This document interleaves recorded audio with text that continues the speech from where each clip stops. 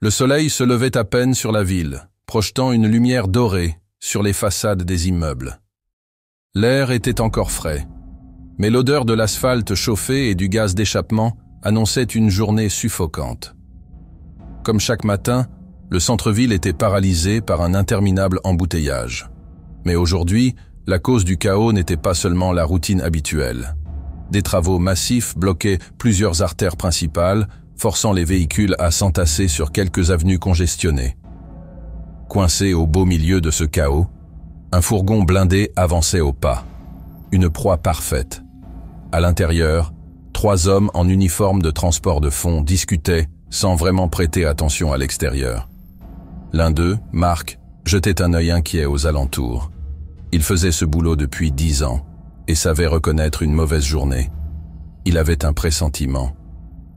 Ce genre d'embouteillage, c'est une aubaine pour un braquage, murmura-t-il à son collègue assis à l'avant. Son coéquipier haussa les épaules en riant. Tu vois le mal partout, Marc. T'inquiète, on est blindé, au sens propre comme au figuré. Marc ne répondit pas. Son regard s'attarda sur une moto noire qui s'était glissée entre les files de voitures, ralentissant à leur hauteur. Derrière la visière teintée, impossible de voir le visage du conducteur. Puis, sans prévenir, la moto accéléra et dépassa le fourgon. Rien d'anormal. Si ce n'est que 2 autres motos apparurent presque immédiatement derrière, se positionnant de part et d'autre du véhicule. Marc ouvrit la bouche pour signaler l'anomalie, mais c'est à ce moment-là que tout bascula. Un hurlement de pneus retentit. Devant le fourgon, un semi-remorque se mit soudain à freiner violemment, bloquant tout passage. Simultanément, un 4x4 surgit de la voie opposée et vint se placer juste derrière le fourgon. « Merde, merde, merde !» jura Marc en attrapant sa radio. Mais il était déjà trop tard. Les portes du 4x4 s'ouvrirent brutalement et plusieurs hommes armés en jaillirent. Tous portèrent des masques de ski noirs et des fusils d'assaut. Avant même que les convoyeurs n'aient le temps de réagir, un des braqueurs sortit un lance-grenade et tira un projectile directement sur le pare-brise blindé. L'explosion secoua tout le véhicule. Le verre, conçu pour résister à des tirs classiques, se fissura en une myriade de toiles d'araignée. Pas suffisant pour céder, mais assez pour plonger l'intérieur dans un nuage de poussière de verre. « On se casse, on se casse !» hurla le conducteur du fourgon en enclenchant la marche arrière. Erreur fatale. Derrière eux, le 4x4 ne bougea pas d'un pouce. Pire, un des assaillants pointa un lance-roquette sur eux. Le tir partit dans un sifflement strident. L'impact pulvérisa l'arrière du fourgon dans un fracas assourdissant. L'onde de choc projeta Marc contre la paroi intérieure. Ses oreilles bourdonnaient. Une odeur âcre de métal brûlé envahit l'habitacle. Il savait ce que ça voulait dire. La coque du fourgon, pourtant censée résister aux assauts classiques, venait d'être éventrée. Les portes arrière s'ouvrirent d'un coup sec. Des mains gantées agrippèrent Marc et ses collègues, les arrachant brutalement de l'habitacle. « Personne ne joue au héros et tout le monde s'en sort vivant !» grogna un des braqueurs en braquant un fusil contre la tempe du conducteur. Les convoyeurs, sonnés, n'avaient d'autre choix que d'obéir. Les braqueurs travaillaient vite. L'un d'eux se glissa à l'intérieur du fourgon et ouvrit les caisses de transport. À l'intérieur, des liasses de billets par centaines de milliers d'euros. Une véritable fortune. « Allez, on charge et on dégage avant que les flics rappliquent !» ordonna celui qui semblait être le chef.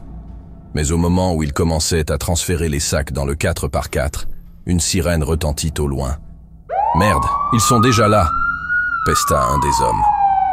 Le plan prévoyait une action éclair, sans intervention des forces de l'ordre. Quelque chose clochait. Un des braqueurs tapa sur son oreillette, essayant de joindre leur complice chargé de brouiller les communications. Aucun signal. Et c'est là que tout dérapa. Un bruit de moteur surgit du côté opposé de la rue. 2 voitures de police déboulèrent à toute vitesse, gyrophares allumés. L'effet de surprise fonctionna. Les braqueurs hésitèrent une seconde. Juste assez pour que Marc, toujours à terre, saisisse l'opportunité. Dans un réflexe désespéré, il roula sur le côté, attrapa l'arme tombée d'un des braqueurs et tira. Le coup partit en plein dans la jambe de l'un des assaillants, qui s'effondra en hurlant. « Bordel, butez-les » hurla le chef des braqueurs.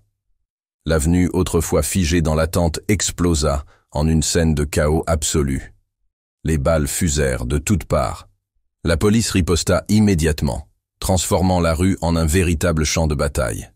Les passants, qui jusque-là observaient la scène en spectateurs médusés, s'éparpillèrent en hurlant. Marc rampa à couvert derrière une voiture, essayant de recharger. À quelques mètres, il aperçut le conducteur du fourgon, immobile, une mare de sang s'étalant sous lui.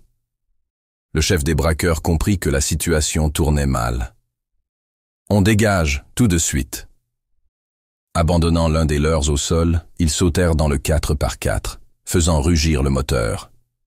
L'un des motards encore en vie les rejoignit, ouvrant la route à travers le chaos. Mais la police n'avait pas dit son dernier mot. Une voiture banalisée surgit d'une ruelle et percuta violemment le 4x4 sur le flanc droit, l'envoyant s'écraser contre une façade. L'impact fut si brutal que le véhicule se retourna, projetant les billets de banque dans les airs comme une pluie infernale. Les derniers braqueurs, blessés mais vivants, tentèrent de fuir à pied. Marc, les oreilles encore bourdonnantes, vit l'un d'eux courir vers lui. Il leva son arme. « Pose ça, tout de suite. » L'homme hésita, puis lâcha son fusil en levant les mains. Derrière lui, les sirènes retentissaient toujours. Le carnage était terminé. Quelques heures plus tard, la rue était méconnaissable. Les policiers encerclaient la zone. Les médias retransmettaient en boucle les images du braquage qui avait tourné au fiasco. Sur les 6 braqueurs, 4 avaient été arrêtés. 2 étaient morts. Marc, assis sur le trottoir, un pansement autour de la tête, regardait la scène d'un air absent. Son collègue conducteur n'avait pas survécu. Un policier s'approcha. « Vous avez eu du cran là-dedans. Sans vous, il serait peut-être parti avec la caisse. » Marc secoua la tête. Pas de quoi être fier, juste une sale journée de plus. Il leva les yeux vers le ciel. Le soleil brillait toujours, comme si rien ne s'était passé. Mais pour Marc, ce matin-là resterait gravé à jamais dans sa mémoire.